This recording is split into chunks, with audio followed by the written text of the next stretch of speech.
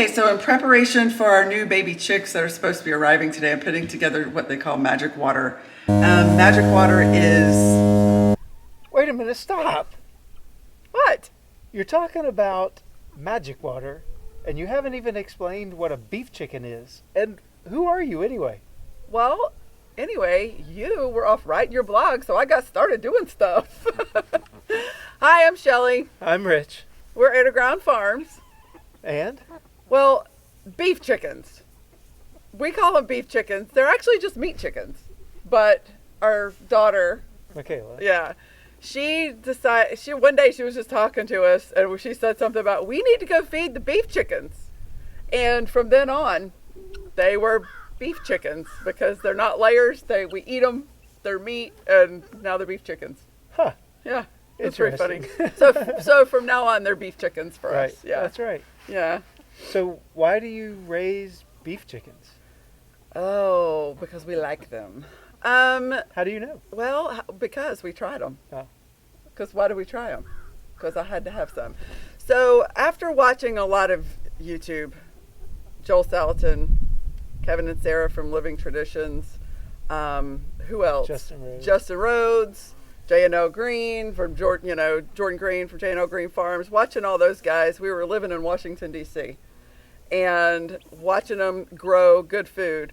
Well, I found out that Polyface, that Joel, was literally 2.5 hours away from us. So I said, I'm going to order me a chicken so we can try this pastured chicken. So I did. Well, we put that chicken next to a chicken that we bought at the grocery store at the commissary. We treated them exactly the same. We started them both in the freezer. We thawed them both. We seasoned them with salt and pepper only, put them on the same pan, and put them in the oven and baked them. That way we could tell which one do we like. Is there a difference? Why are these things more expensive? Like, what's all the fuss? Yeah.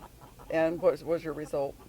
Well, the texture was very different. The chicken from Polyface actually had a musculature to it. It had texture, and it was most evident in the breast meat, where the chicken from the grocery store, we could just with a fork, we could mash down through it and cut the breast.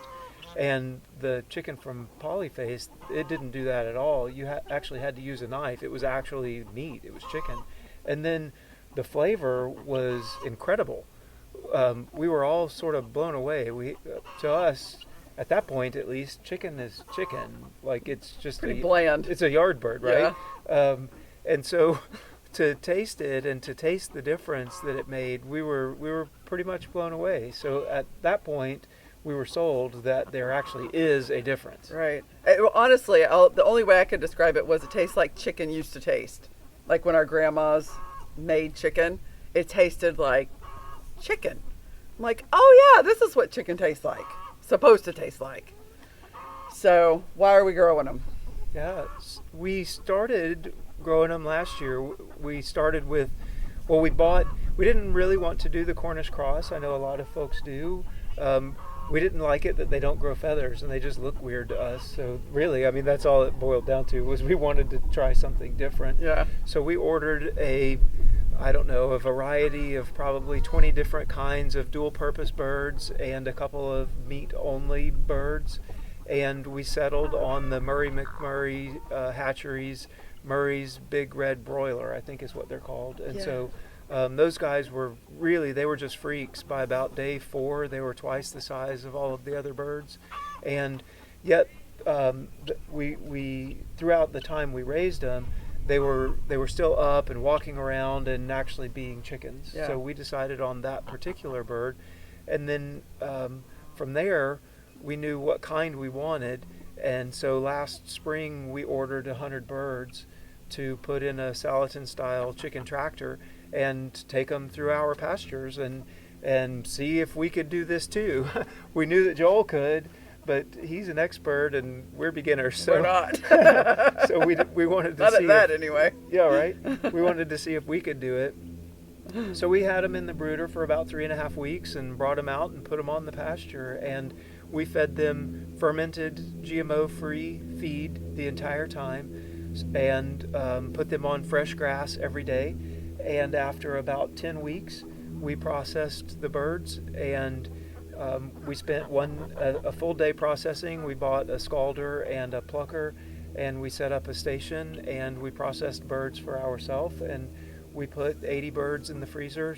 We had some die. It got cold right as soon as we got them, but we ended up putting 80 birds in the freezer, and they're amazing. And so amazing. Yeah, they really, really are. And we know what they ate. Yeah, you know. Yeah, we know that they were fed only GMO-free food, and they had fresh grass daily, and they were chickens their whole life. Yeah, it's pretty cool. Yeah, it is cool. Okay, can I go back to making my magic water now? Okay, fine. Apple cider vinegar, honey, and some garlic with a gallon of water. I already have things prepped here, and we'll go ahead and add some of our apple cider vinegar, 2 tablespoons. I already had put 1 in there, so I'll just put 1 more. The equivalent of 2 cloves of garlic.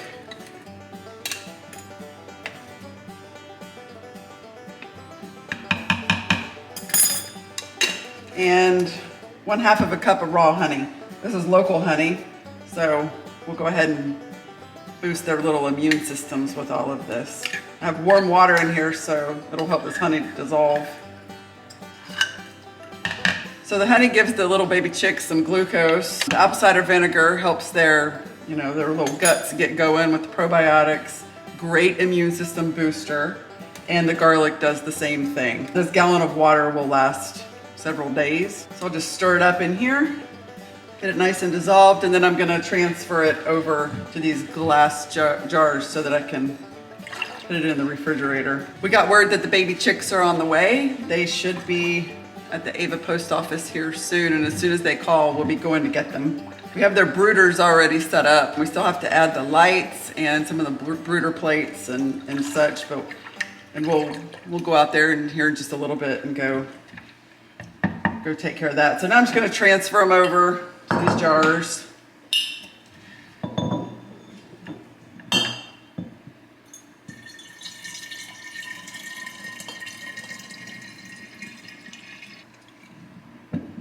Okay.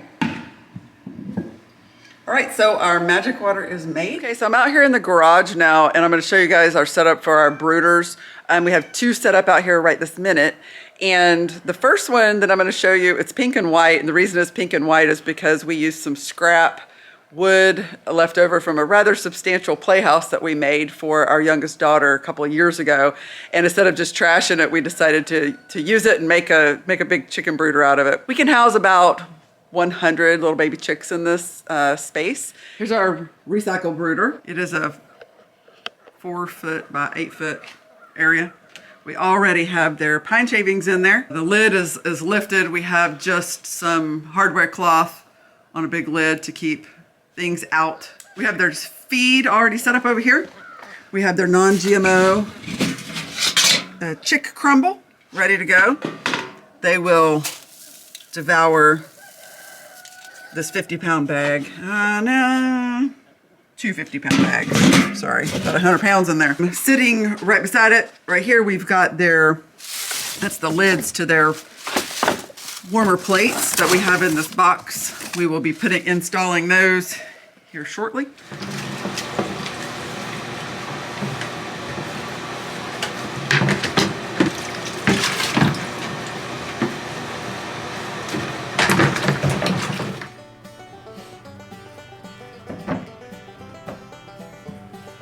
I got my magic water here. I'm going to load up their water.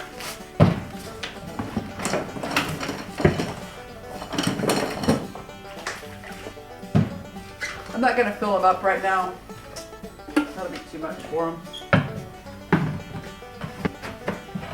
And these little baby chickens are in our garage, so we come by here multiple times a day so we can check their temperature, see if they're hot, see if they're cold. If they're hot, they'll be panting. I don't think they're gonna get hot in here. It's kind of cool. We put up an extra light just because it is kind of cool in here.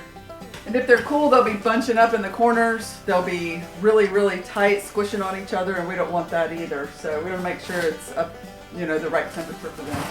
So the right temperature for them is, that we could keep it about 95 in there for them. So the way these brooder plates work, it's got a cover on the top of it that keeps them from hopping up there and using the bathroom all over it. They love to get on top of it. And then the bottom of it is, it's got a plate that warms up, and they like to put their back, like they hunch their back and put their neck right up against this plate. And the bottom of the brooder plate acts like a mother hen that's sitting on them and brooding them. So we're not going to put their food in just yet. We like to give them a couple of hours before we offer them food. So we've completed our brooder prep. We are actually ready for the chickens this time. A lot of times we're mystified by the fact that chickens are about to show up. Like, we ordered them weeks and months ago, and they were so busy, we go, oh no, chickens are coming. So this time we're actually ready for them. We have their heat lamp getting warm.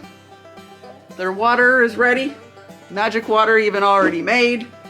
And their brooder plates are all set up and getting warm. So their new little home is ready for them. And we are too. Okay guys, we can't get the post office in Ava to answer the phone. So we don't know if the chickens are there or not. Our tracking number says that they are. So we're just gonna go to town and go see about our chickens. Here we go. Here we go. All right, we got to the post office and they're here. Whole bunch of them. So these chicks come from Murray McMurray Hatchery. They have flown here from Iowa. You wanna look inside? Bunch of little babies. 2 boxes. I don't know how many they sent. We'll find out. Kayla is going to take the chicks, and as we put them into the brooder, we dip their beaks in the water so that they learn where the water is. And this is the magic water that you saw Shell make.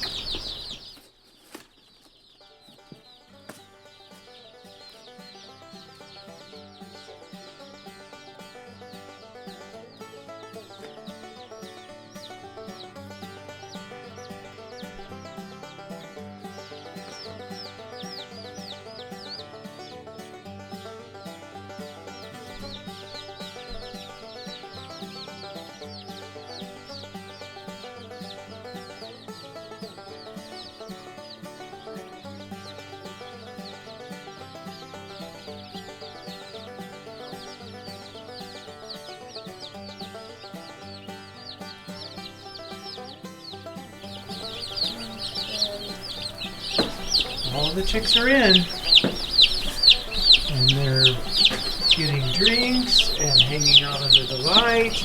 We even have some over here that are hanging out under the brooder plates, learning how to get warm. So here they are in the brooder.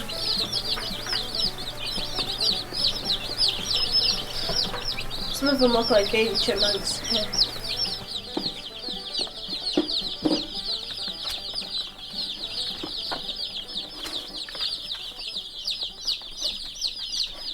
So it's time to put the food in. They've warmed up a little bit, which is awesome. And we're gonna put their non-GMO little baby chick feed in here. Now these little guys are monsters. Once they realize that's food, they will be devouring it. Someone already found it. And this was warmer, they were starting to spread out, so let's see.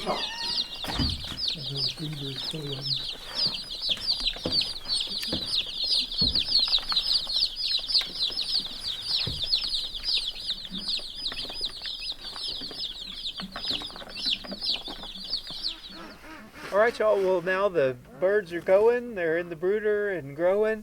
And if you'll hit that subscribe button, you'll be able to follow us as we take these birds all the way through processing. Bye, y'all. Bye, y'all.